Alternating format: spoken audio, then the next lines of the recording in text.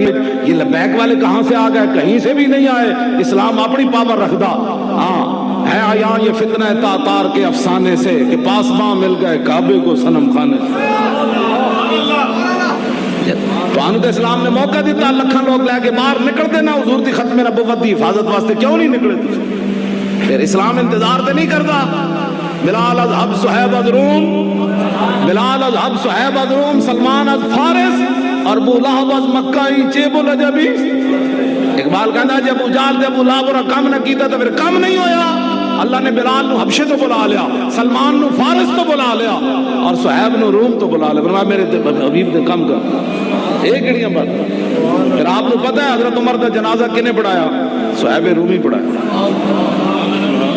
ہاں جی، عثمان غنی بھی موجود، حیدر کرار بھی موجود، ابو عبیدہ بھی موجود، عبد الرحمن بن عوف بھی موجود، سعد بن ابی وقاص بھی موجود، سعید بن زید، عشرہ مبشرہ بھی موجود، سارے موجود۔ لیکن فرمایا وصیت کی تھی میرا جنازہ صہیب رومی پڑھائے گا۔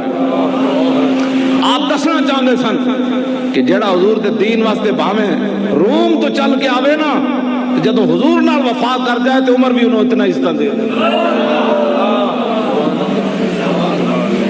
اے پھر اسلام نہیں ویکھدا، روم تو چل کے آیا، یہ پھر مکے دا رہن والا ہوئے۔ ابو جہل پھر ذلیل نہیں ہویا مکے وچ، تے ابو لہب تے عتبہ تے شیبہ پھر سارے لمبے نہیں اسلام نے پا دیتے، پھر اور حضرت بلال نو کعبے دی چھت تے نہیں چاڑ دیتا۔ حضرت ابو عبیدہ بن جراح، میں انہاں دا تھوڑا جہا تعارف اس واسطے کرایا کہ بھئی تانوں سمجھ آوے، اتنے تو ایک ایک حضور دا غلام مانے نہیں، میرے جا بندہ صدیاں بعد کمینہ جی زندگی ایک نماز بھی صحیح نہ پڑھی ہوگی، وہ صحابہ دے بارے گل کر،